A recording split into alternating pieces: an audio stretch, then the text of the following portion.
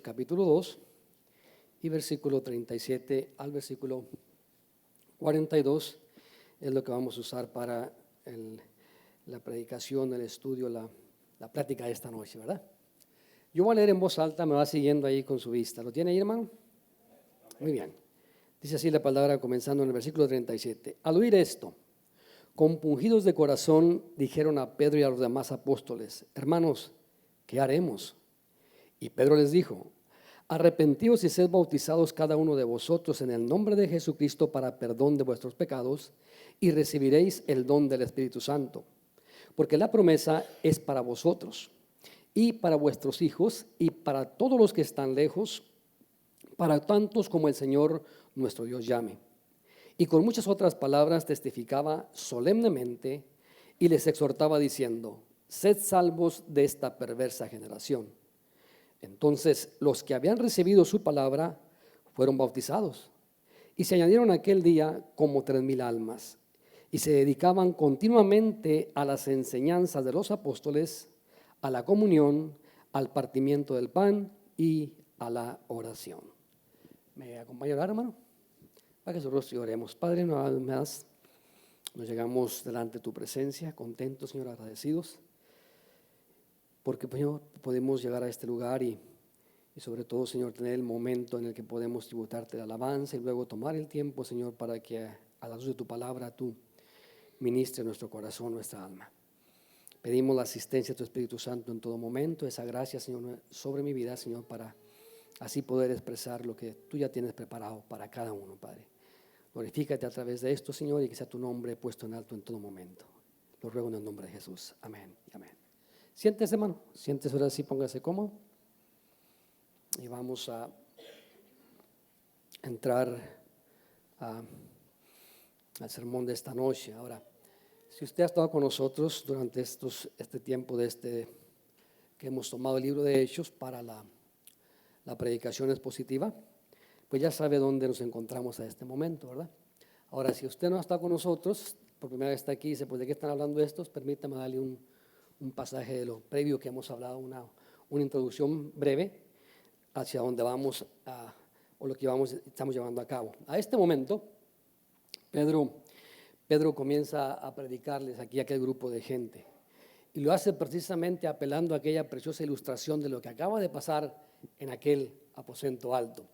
Hay judíos de todas partes del mundo y ha pasado un acontecimiento muy bonito, muy excepcional en ese momento. Y Pedro, toma la palabra, les explica que lo que están viendo es precisamente el comienzo de los tiempos mesiánicos. Palabra interesante, ¿verdad? O sea, en términos del cumplimiento de lo que dijo el profeta Joel.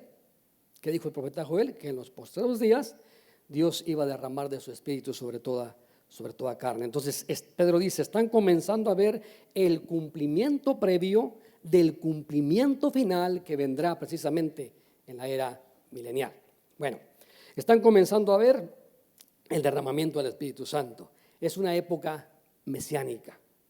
Versículo 17, repito, lo dice ahí: y sucederá que en los últimos tiempos, en los últimos días, derramaré de mi espíritu sobre toda carne. Ahora, sabemos nosotros que los últimos días, o los últimos días llamados en términos escatológicos, son los días desde que vino el Mesías, desde que Cristo nace hasta el presente.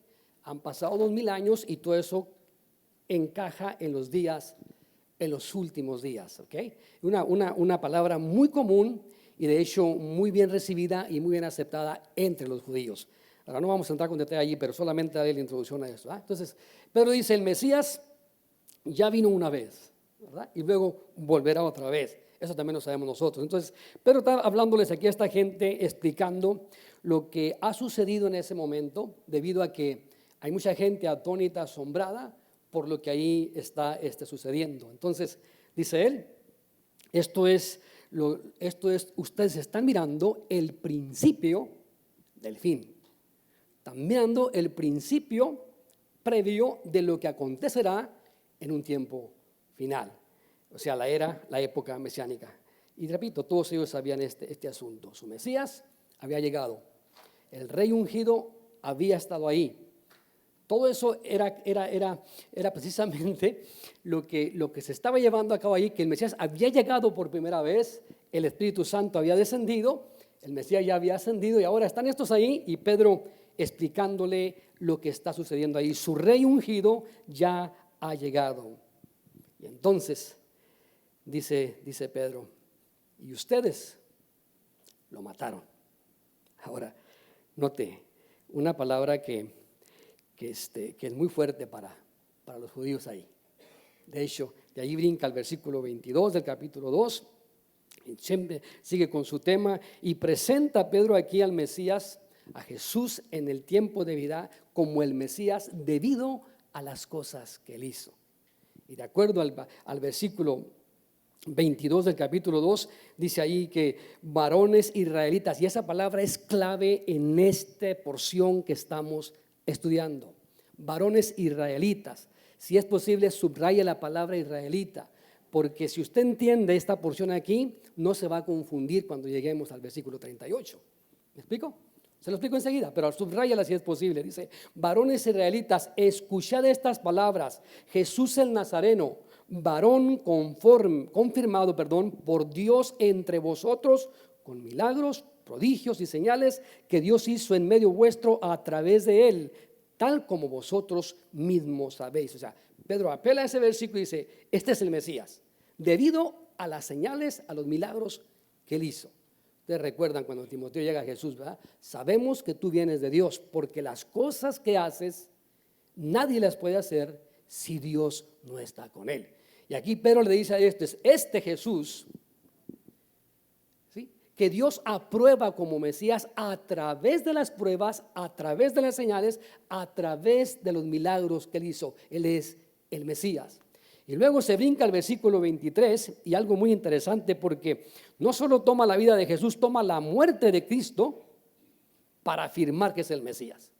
Y les dice, la muerte de este Jesús, de este Mesías, no es un accidente, sino que es un hecho confirmado, predeterminado por Dios para cumplir toda escritura, que era necesario que el Cristo padeciera. O sea, la muerte de él no es un accidente, es algo que Dios preparó. Entonces dice, el Mesías, ese Jesucristo, es el Mesías en vida de acuerdo a las señales que Dios aprobó a través de él. Es el Mesías de acuerdo a la muerte, porque era necesario, de acuerdo a los profetas, que Cristo padeciera. Pero no para ahí. Porque los versículos 24 al 32, entonces Pedro vuelve a su mensaje y apela ahora no solo a la muerte, sino a la resurrección de Cristo. Dice, a este mismo, él lo resucitó. Y menciona lo que dice David, el rey David, que aquí le llama el profeta David, que dice que el David miró hacia el futuro y dijo que él no quedaría para siempre en el sepulcro, que iba a resucitar. Entonces Pedro dice, debido a que él es el Mesías en vida, de acuerdo a las señales aprobado por Dios, es el Mesías de acuerdo a su muerte aprobado por Dios. Y no solamente eso, es el Mesías de acuerdo a su resurrección, porque estaba escrito que el Mesías se levantara al tercer día. Vayan notando esto. Entonces Pedro dice, él es el Mesías en vida, es el Mesías en su muerte y es el Mesías en su resurrección. Pero no para ahí, porque los versículos siguientes usted nota, y Pedro ahora apela hacia la ascensión de Cristo. Entonces le está diciendo a estos varones que están ahí, a todos este montón de judíos que está ahí enfrente ahí, es Mesías en vida, en su muerte, en su resurrección, y es el Mesías porque el Padre mismo lo levantó hacia la diestra del mismo. O sea, es el Mesías también en su ascensión. Y Pedro dice, fuimos testigos, nosotros le vimos. Es más, dos varones vestidos de blanco llegaron y dijeron, varones galileos, ¿qué estáis viendo al cielo? Entonces estaba confirmando Pedro que este Jesús era el Mesías, indudablemente, al que ellos habían estado esperando por siglos, en el que ellos tenían toda la esperanza, que por siglos se habían esperado. Y ahora que Pedro comienza a decirles esto, les condena y le dice, a Jesús al que ustedes mismos mataron. Ahora imagínense la situación, cómo se sintieron aquellos allí. en ese momento. Versículo 36 dice ahí: sepa pues con certeza toda la casa de Israel. Nuevamente, ese nombre Israel, subráyelo ahí también en su Biblia, hermano. Porque estos son claves para entender precisamente los versículos que están enseguida. Israel, sepa pues con certeza toda la casa de Israel que a este Jesús, a quien vosotros crucificasteis, Dios le ha hecho Señor y Cristo. No sean otras palabras, ¿verdad? Ha demostrado que Cristo es el Mesías. Ahora, note, los ha acusado también de que ellos han sido quienes, los verdugos, quienes entregaron a Jesucristo a manos de hombres romanos, y por de ellos, es que Jesucristo a este momento ha muerto. Ahora, interesante esto porque me llama la atención todo esto, hermano, porque note, el pecado más terrible que un hombre puede cometer, o el ser humano puede cometer, no es el pecado de mentir, o el pecado de adulterio, o el pecado, no, el pecado más terrible, ¿sabe cuál es? El pecado del rechazo a Jesucristo, porque ese no tiene perdón. Ese es el pecado más terrible. Y lo que está aconteciendo aquí es precisamente eso. El Mesías, la esperanza que tenían por siglos que llegara, había llegado, y ahora estos lo habían crucificado porque no creían en él. ¿Notan eso? Y Pedro dice: a este Jesús al que vosotros crucificasteis, ¿sí?, al que ustedes entregaron para ser muerto, Dios lo ha levantado. Y ahora entramos a esto porque aquí vamos a ver el resultado del sermón de Pedro, o de este sermón atractivo, puse yo, ¿verdad? Los resultados del sermón de Pedro, un sermón muy atractivo, aunque muy directo, que incomodó a miles de personas que estaban allí presentes. Más o menos se cree que había alrededor de 500,000 de hombres allí. Y de 500,000, 3,000 almas van a ver ustedes el resultado de esto. Entonces, volviendo al tema aquí, y vamos a entrar a nuestro primer punto, y vamos a aclarar aquí con lujo de detalle así a dónde vamos. Nuestro primer punto, ¿qué vemos aquí? Vemos corazones compungidos. Y note lo que sucede, versículo 37, es donde vamos a comenzar. Al oír esto, compungidos de corazón, dijeron a Pedro y a los demás apóstoles: hermanos, ¿qué haremos?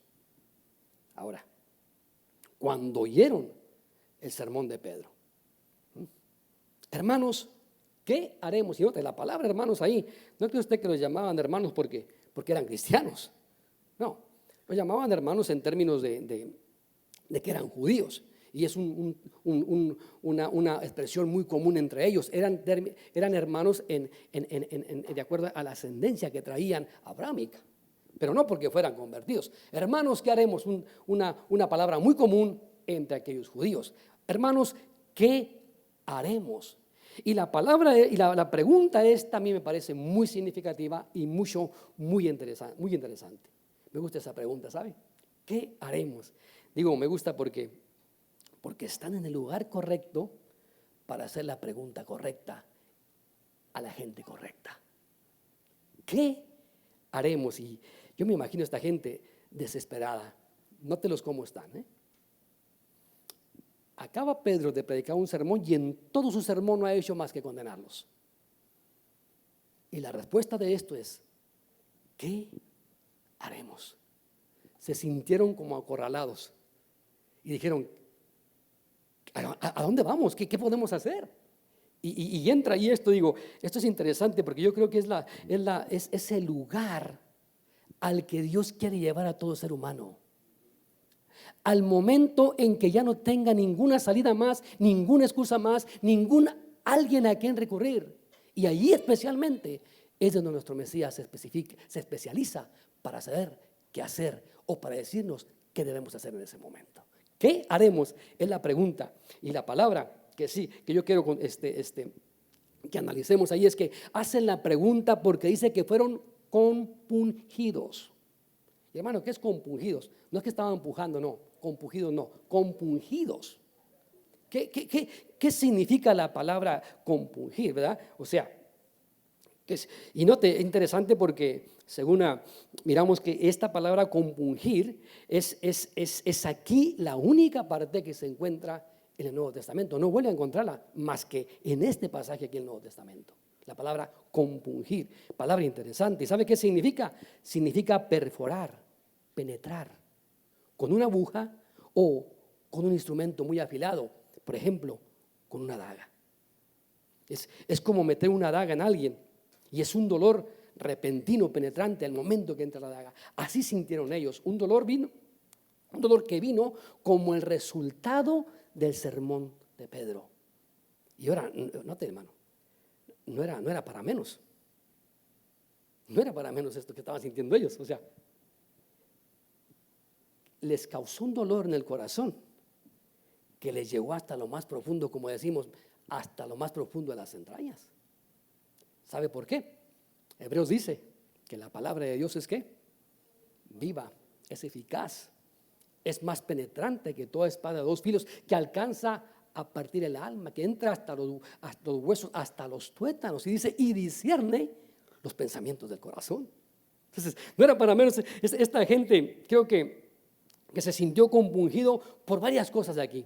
Vamos a analizarlas rapidito. Número 1, se sintieron compungidos por la pena de que habían ejecutado al único Salvador que tenían. O sea, quiero decir esto porque terrible, hermano. Habían estado esperando al Mesías, no les repito, durante muchos siglos. Y finalmente, cuando el Mesías llega, ¿qué hacen con él? Lo crucifican como un blasfemo. Y todo el pueblo, o sea, todo Israel se unió para hacer esa cosa más terrible que ha sucedido en todo el mundo. Entonces, estos se sienten compungidos porque lo que han estado esperando por todos esos siglos, ellos mismos lo han matado, entregándolo a los romanos. Ahora, ¿se sintieron compungidos también, amado hermano? Porque lo que ellos habían escuchado tocante al Mesías es exactamente lo que vieron de él. Pero cegados por la ley religiosa, cegados por seguir una religión o una regla, no miraron, no captaron, no entendieron lo que año tras año celebraban. ¿Usted imagina tal cosa? Es como aquellos que celebran la Navidad y rechazan al Mesías. Es lo mismito que pasa aquí con estos. O sea, fueron compungidos porque lo que habían escuchado tocante al Mesías, lo que los profetas hablaron acerca de él, lo que anunciaron todos aquellos tocante a él, lo que la ley hablaba de tocante a él, ahí estaba frente a ellos. Ellos fueron testigos de eso y ellos lo habían crucificado. ¿Se anota? ¿Por qué fueron traspasados? No solamente habían eliminado esto, sino que note esto, lo habían entregado con tanto odio que no se conformaron simplemente con entregarlo, sino que aún después de estar él sobre la cruz, hablaban mal de él, se burlaban junto con los soldados romanos. O sea, no era para menos que sintieran ese dolor que estaban sintiendo ahí en cuanto a sus corazones. ¿Cómo se sintieron compungidos? Sus corazones atravesados. Y tercero, creo yo, que también se sintieron así porque tuvieron miedo. ¿Miedo a qué, hermano? Note, Jesús está resucitado, ha ascendido al cielo. Y el versículo 35 dice, hablando David, tocante a él, que va a poner a sus enemigos bajo la planta de sus pies. Y estos están presentes, ellos son los causantes de su muerte. Pedro los ha acusado y sintieron el dolor y dicen, Señor, ya sentimos el talón en el cuello. Y sienten ese dolor, esa compunción, sienten ese temor a la venganza del Mesías sobre ellos. O sea, habrá un tiempo en el que el Mesías traerá juicio sobre todos sus enemigos. Y estaban ahí ellos, presentes ahí, escuchando todo aquello y al mismo tiempo analizando lo que habían hecho. Habían entregado al Mesías. ¿Qué podría ser más, el pecado más cruel y más sanguíneo del universo, si no era ese? Frente a aquella multitud de gran gente que se dio cita para la celebración del Pentecostés, sucede aquel derramamiento de todo lo que los profetas habían dicho de él, y ellos siendo testigos de todo eso, y Pedro predicando un mensaje que hace que la palabra de Pedro quede hincada en los corazones de ellos. Y note, tenía razón. Por supuesto, tenían razón ellos de sentirse compungidos, de sentirse de esa manera. Tenían miedo de la venganza, tenían miedo de que el único Salvador, el único Mesías que iba a liberarlos, ellos mismos lo habían entregado. Y en cuarto lugar, creo que estaban tristes y compungidos porque no podían deshacer lo que ya habían hecho. Ya estaba hecho. ¿Cómo podían regresar a aquello? Ya estaba hecho todo aquello. ¿Cómo podían regresar y dejar de hacer o borrar aquello si ya estaba hecho? Es como aquella persona que ofende a otra persona y dice un montón de palabrerías. Luego después se siente mal. Dice, ¿qué hago? Si ya dije, ya hablé, ya la regué, ya solté la lengua. No puede cambiar ninguna palabra de las que dijo ya. Ya las dijo. ¿Cierto? Entonces, esta gente ya habían hecho todo esto, ya estaba hecho, y ahora la pregunta es, ¿qué haremos? ¿Qué podemos hacer? ¿Qué nos resta, varones hermanos? ¿Qué haremos para evitar la ira? ¿Qué haremos para corregir el error? ¿Qué haremos? Note, estaban desesperados, hermano. Y repito, no tenían a nadie a quien recurrir. ¿A quién podían recurrir? Si el único que podía liberarlos de la muerte y de todo ese asunto que ellos traían era Jesucristo, pero lo habían entregado. O sea, ¿a quién podían recurrir? Y dicen, ¿qué haremos? Me parece algo hermoso, aunque en un momento muy bochornoso. ¿Sí? Algo hermoso en un momento muy bochornoso. Porque esto indica que el mensaje realmente ha llegado al corazón de ellos. Y que hay señal de un arrepentimiento en ellos. Esto es interesante. Vamos a analizarlo acá más adelante, ¿verdad? Ahora, digo, me parece interesante porque es precisamente en momentos como esos, ¿sí?, en los que Dios está más cerca de nosotros, cuando no tenemos a nadie más que ir, cuando hemos reconocido, ¿sí?, cuando hemos analizado que le hemos regado. Y es ahí donde el Señor puede llegar para rescatarnos. Y mientras el hombre piense que puede hacer solo, salir de ciertas cosas solo, nunca va a reconocer esto. Pero cuando el hombre se siente y diga, la regué, no tengo a quién ir, ¿qué puedo hacer? O sea, cuando se acaban los recursos, ¿sí?, ¿de a quién podemos ir? ¿De quién puede salvarnos? ¿De quién puede sacarme de esta? Cuando se acaba todo eso, es muy interesante, porque es cuando usted realmente está abierto para que Dios entre su corazón. Y es el punto del mensaje de Pedro que los lleva a esa convicción para que así piensen o puedan entrar hacia la salvación. Vamos a ver esto con más detalles, ¿sí? Ahora, más adelante, entramos aquí nuevamente. Déjeme ver la respuesta que da Pedro. Note la palabra. La pregunta es, ¿qué haremos? Y la respuesta es, arrepentidos y sed bautizados. Ahora, vamos a entrar aquí en un tema muy bonito, muy lindo, y hasta cierto punto muy debatido, ¿verdad? Corazones compungidos han llegado al lugar de la convicción y quieren saber qué hacer. Y Pedro responde en el versículo 38, escúcheme lo que dice. Y Pedro les dijo, arrepentidos y sed bautizados cada uno de vosotros en el nombre de Jesucristo para perdón de pecados y recibiréis el don del Espíritu Santo. Ahora, un texto muy bonito, un texto muy bonito, pero un texto muy complicado.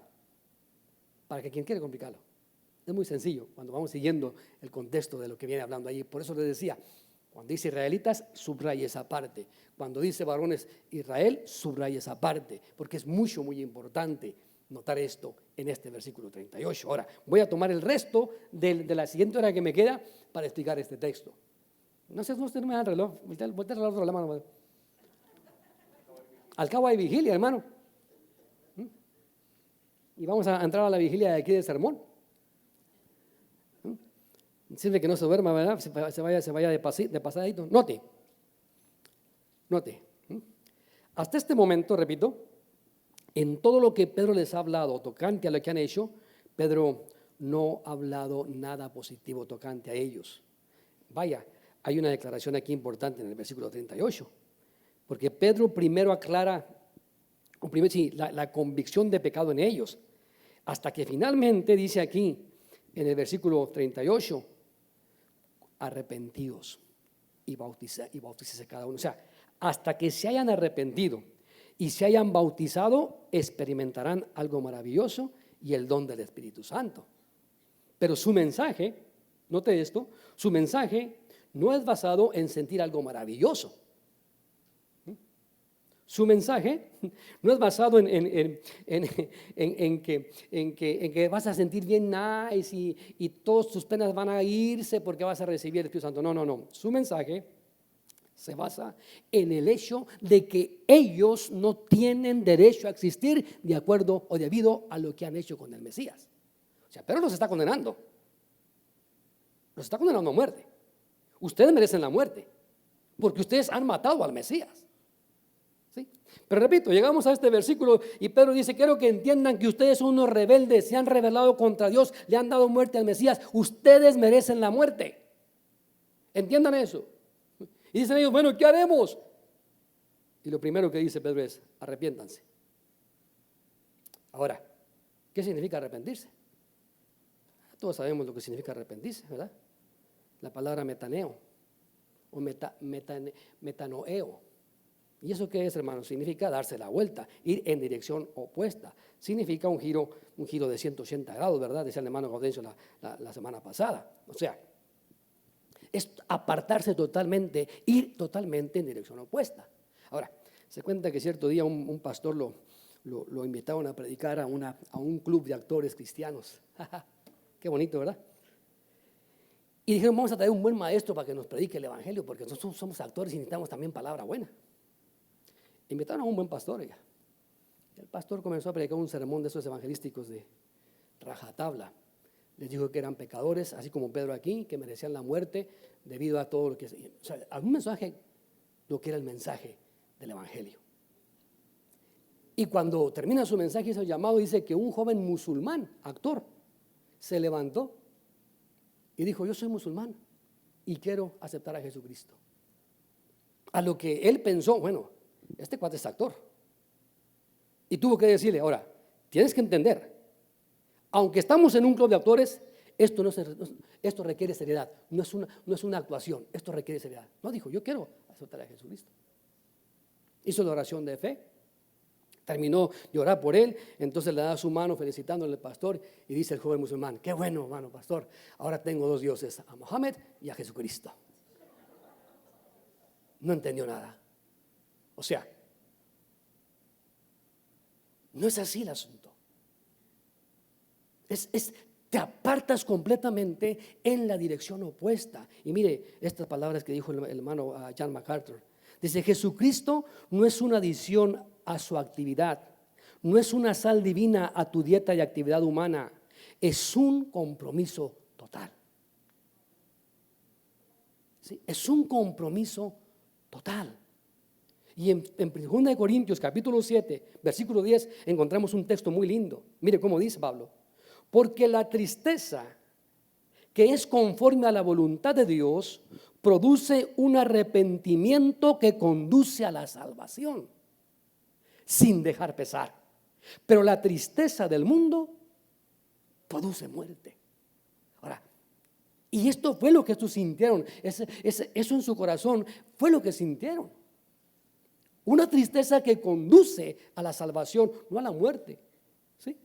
Ahora, note la última palabra de este versículo que acabo de leer. ¿Sí? La tristeza del mundo produce muerte. O sea, tiene un tipo de tristeza, un tipo de dolor piadoso. Una tristeza porque lo atraparon en algo o le descubrieron algo. Y se siente agüitado, chicopalado, avergonzado, que produce muerte. Pero no es así en el tipo de tristeza de la que está hablando aquí en Hechos, o sea, en una tristeza que lo hace pensar, que lo hace madurar y que usted se da la vuelta para entrar a la salvación. Ese es arrepentimiento. O sea, Pedro les dice, no quiero que solamente se lamenten por haber hecho lo que hicieron con Jesús. Quiero que se arrepientan y dejen su pasada manera de vivir y vuelvan a Él. Ahora, esto está pesado, hermano. Pero ¿cómo que está pesado? Si es bien suave. No. Entendamos algo.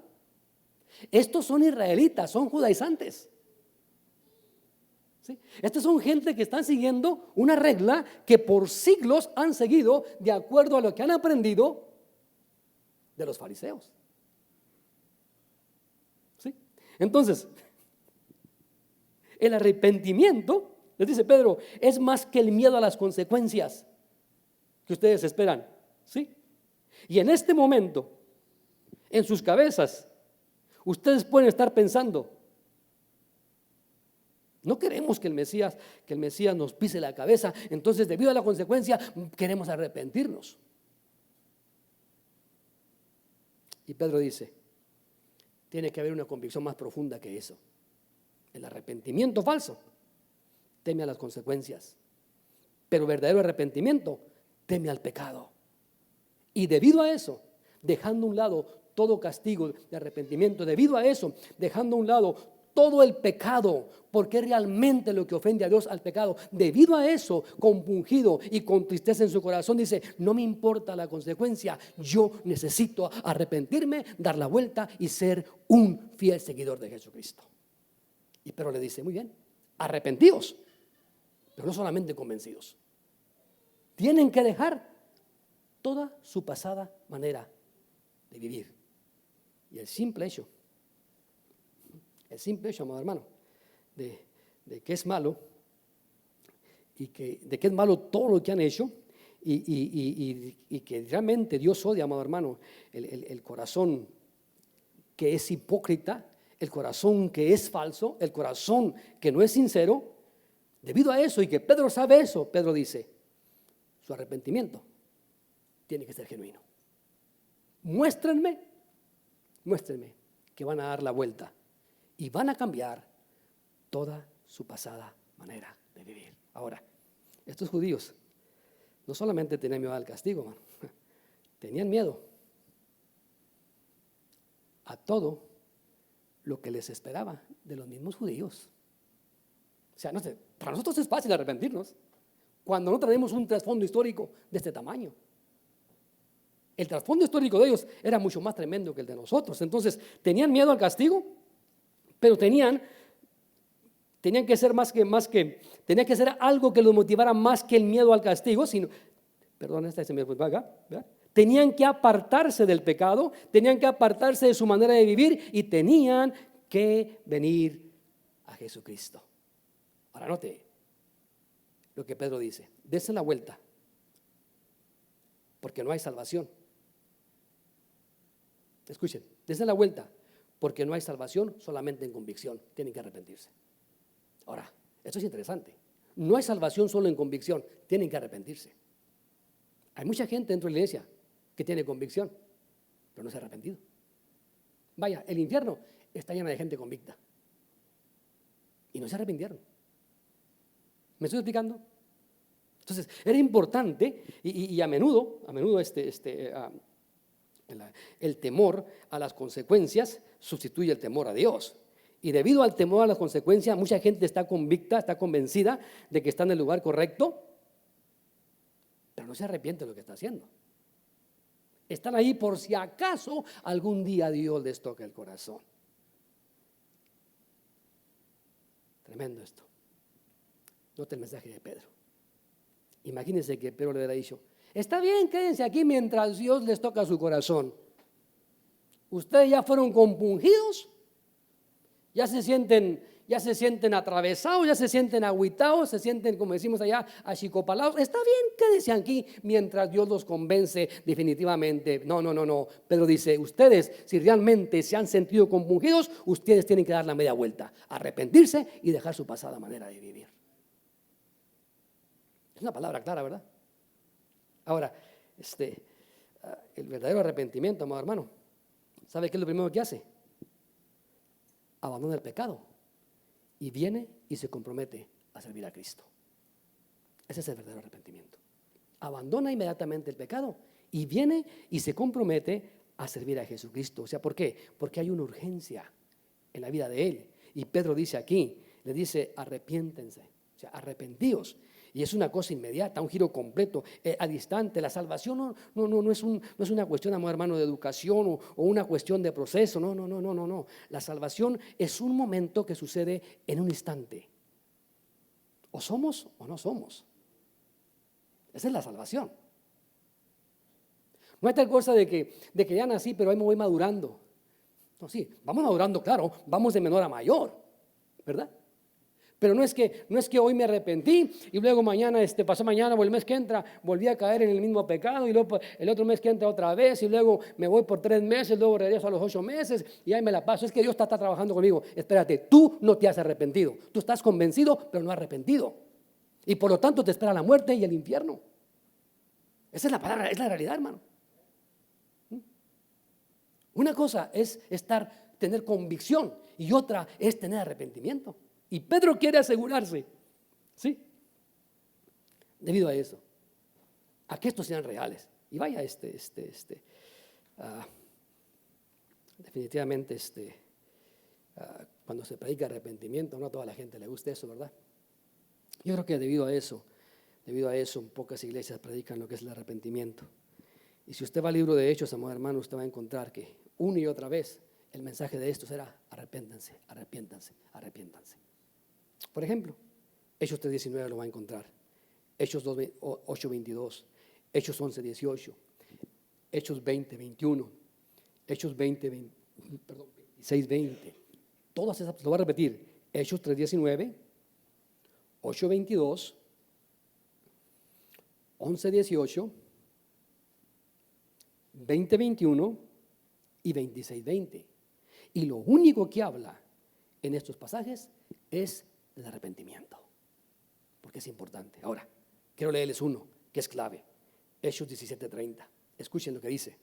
Por tanto, habiendo pasado por alto los tiempos de ignorancia, Dios declara ahora a todos los hombres en todas partes, ¿qué? Que se arrepientan. ¿Nota eso? ¿Quién está declarando eso? Dios. ¿A quién? A todos los hombres. ¿Dónde? En todas partes.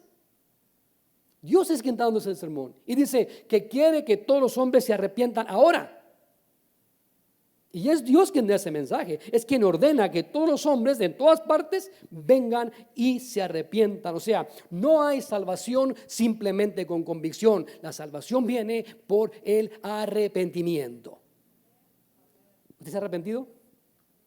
Sí, hermano, hasta el alma decimos. ¿Verdad? Pero segundo punto aquí. Primero, corazones compungidos. Y segundo punto que quiero mirar aquí. Y note, no hay discípulos secretos para el Señor. Ese es nuestro segundo punto. Verdaderos discípulos son bautizados. Lo repito. No hay discípulos secretos. Verdaderos discípulos se bautizan. ¿Ha sido usted bautizado? No me conteste todavía. Al final me contesta. Ahora, analicemos esto, versículo 38 todavía. Pedro les dijo, arrepentíos y sed, ¿qué? Bautizados cada uno de vosotros. 8:14. Voy a detenerme aquí un poquito en esto. Les dije desde siempre, ¿verdad? Posiblemente no acabe esto hoy, pero igual. Tenemos una semana más adelante, si Dios nos permite, y lo terminamos, ¿verdad? Ahora, aquí es donde tengo que tomar el tiempo, el resto del sermón. Sed bautizados.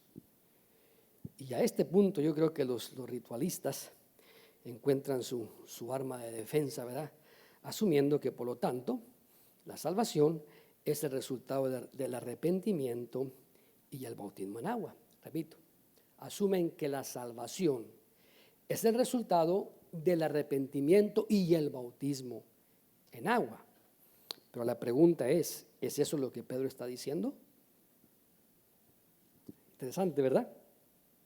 O para hacer la pregunta más interesante, ¿es así de crítico el bautismo?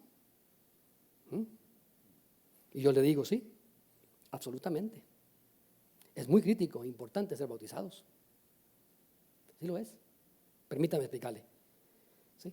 Cuando Pedro termina de predicar este sermón, estoy seguro de que hubo una gran reacción entre la gente, de aquellos que fueron compungidos en sus corazones, aquellos que dijeron, ¿qué haremos? ¿Verdad? Y muchos de ellos creo que habían creído en el Mesías y habían aceptado el hecho de que era cierto que Jesús era el Mesías. Pero al mismo tiempo, creo yo, que se sintieron tentados o sintieron la tentación en sus corazones diciendo, bueno, voy a creer en Jesús el Mesías, pero no voy a profesar lo que ellos están profesando. No voy a confesarlo, ni en mi familia, ni en la calle, ni en la gente. ¿Por qué? Porque si lo confieso, lo profeso, me espera lo que espera Jesús. Me espera persecución. O sea, me están siguiendo, ¿verdad? O sea, si yo voy a aceptar que Jesús es el Mesías, me siento compungido, me siento arrepentido, voy a arrepentirme, sí, voy a creer en Él, pero voy a ser un discípulo secreto. Que no sepan en la sinagoga que creo en Jesucristo. Que no sepan los fariseos que estoy de acuerdo a que Jesucristo es el Mesías. Que no sepan en mi casa que creo en Jesucristo. Porque si llegan a dar cuenta en mi casa, me va como en feria. Entonces, ¿saben algo, hermanos? No hay algo tan desagradable para el Señor que un discípulo secreto. No puede haber discípulos secretos. No lo hay. Ahora, debido a esto, Pedro no quiere tolerar que nada de esto vaya a haber entre aquellos hermanos. Y él quiere asegurarse que estos vengan a Cristo y que sean en realidad discípulos acertados, que sean discípulos genuinamente reales, serios en lo que están haciendo. O sea, que haya una formalidad dentro de ellos. Y para eso, Pedro pide esta descripción, una descripción simbólica. Muy bien, ¿qué haremos? Quiero que se arrepientan y luego que se bauticen cada uno de ustedes. Porque una vez bautizados, ustedes están diciéndole a todos estos que renuncian al judaísmo. ¿Me estoy explicando? O sea, y note, y bautícese cada uno de ustedes en el nombre de Jesucristo. O sea, por si acaso en el corazón de ustedes hay la mínima duda o hay el deseo o la tentación de decir, sí, Pedro, creemos en el mensaje por todo eso, nos hemos sentido culpables de todo esto, somos dignos de muerte, queremos arrepentirnos, ok, pero no solamente arrepentimiento, tienen que bautizarse, o sea, tienen que decir a través del símbolo del bautismo que ustedes creen en Jesucristo al que ustedes mismos rechazaron y crucificaron. Van a dar testimonio públicamente como fieles discípulos del Señor. ¡Auch! Estaba difícil para ellos, ¿verdad, hermanos? Para nosotros es fácil, hermanos, ¿qué? Pero para estos era cosa difícil, hermano. O sea, es como si Pedro dijera, no quiero que ningún discípulo secreto se cuele aquí entre nosotros. Si realmente quieren hacer un cambio de verdad, no solo quiero que cambien su actitud, deben cambiar también su asociación con el judaísmo. Deben dar la espalda a todo eso por decirse a Jesucristo. ¿Sabe lo que eso significaba, verdad? ¿Sabe lo que eso significaba? Porque más adelante usted va a ver que los mismos fariseos empezaron la persecución sobre los cristianos. Y Pedro está diciendo, ¿Ok? Muy bien.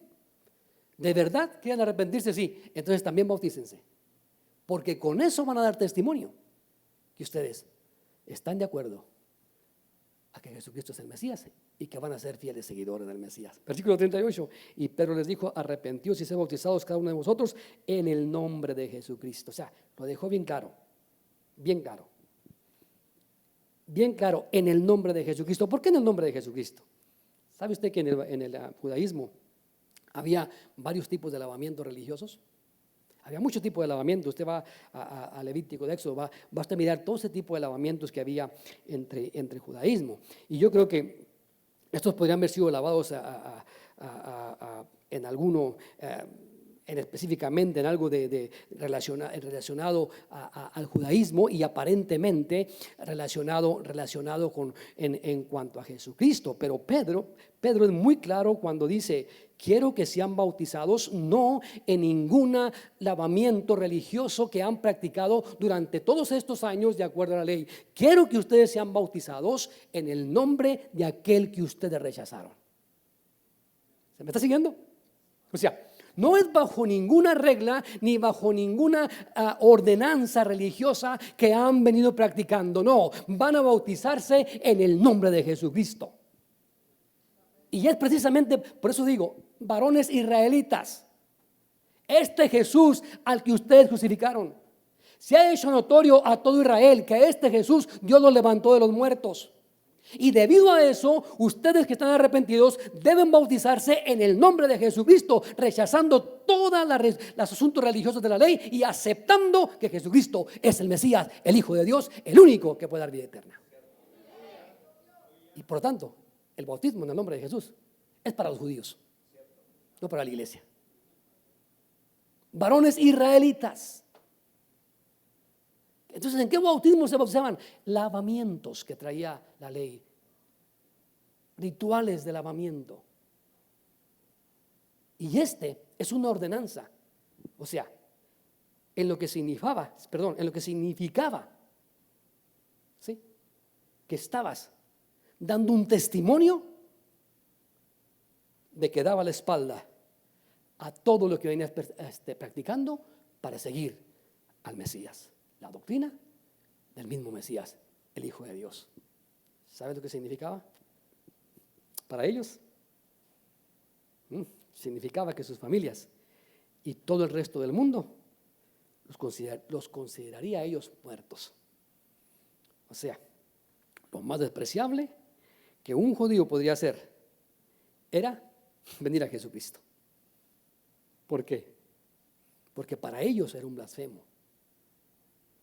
Para ellos era un criminal, porque había muerto en una cruz. Y la ley decía que era maldito todo el que moría colgado en una cruz. Entonces, imagínense que estos se bautizaran en el nombre de Jesús, lo que por todos esos años han profesado y por lo que este tiempo han creído. Imagínense, venir a bautizarse en el nombre de Jesucristo significaba la muerte para ellos, hermano. Por eso Pedro dice: arrepentíos y ser bautizados, cada uno de ustedes, en el nombre de Jesucristo. O sea, quiero que hagan un acto público de cortar sus lazos con el judaísmo y que hagan una nueva identificación con el que ustedes crucificaron, Jesucristo. Qué fácil era, ¿va?, para Pedro hablar. Pero si realmente estaban compungidos, si realmente el mensaje de Pedro había llegado al corazón de ellos, ¿sabe qué? Iban a estar dispuestos a morir por aquel que ellos entregaron. Wow. Entonces, el requisito: quiero que sean bautizados. El bautismo, repito, como un símbolo de unión con Cristo. Y eso los excluiría a ellos de toda la comunidad judía y los marcaba como seguidores del Mesías. Y esa es una expresión pública, hermano, que dice: me estoy identificando con Jesucristo como un testimonio para el mundo de que he estado deseoso de unirme totalmente a Él y dar totalmente la espalda a todas estas ordenanzas que he traído. Muy bien, aquí vemos por qué razón les dice: arrepéntense y bautícense. Pero luego Luego note la siguiente palabra. Pedro les dijo: arrepentíos y sed bautizados cada uno de vosotros en el nombre de Jesucristo para perdón de pecados. Le digo que este texto es muy bonito, pero es muy complicado a veces para muchos. Note, porque algunos aquí pueden decir: bueno, dice ahí, hermano Damián, arrepentirse, bautizarse para perdón de pecados. ¿Qué dice usted? ¿Es eso lo que dice? No, no es eso lo que dice. Sí, sí es lo que dice, ¿cómo no, hermano Damián? ¿Verdad? O sea, ¿cómo puede usted decir que no si ese texto es muy claro ahí? ¿Cómo puede usted argumentar algo en contra de esto cuando allí está? Muy sencillo, muy sencillo. Vaya a Lucas capítulo 18 y le voy a dar una cita allí para dar un ejemplo sobre esto, ¿sí? Tenemos aquí una buena ilustración de Lucas capítulo 18. Y mire lo interesante que es esta aquí, ¿sí? Allí en el capítulo 18 de Lucas nos habla de un hombre que vino a Jesús y le hace prácticamente la misma pregunta que estos hombres le hacen a Pedro. Maestro bueno, ¿qué debo hacer para heredar la vida eterna?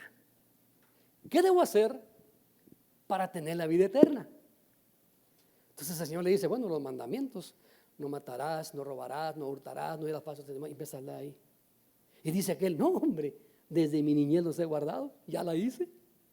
Y el Señor dice: espérate, te falta algo. Te falta algo. Y mira el versículo 22 del capítulo 18. Te falta todavía una cosa, dijo el Señor. Vende todo lo que tienes y repártelo entre los pobres y tendrás tesoros en los cielos, y ven y sígueme. Ahora,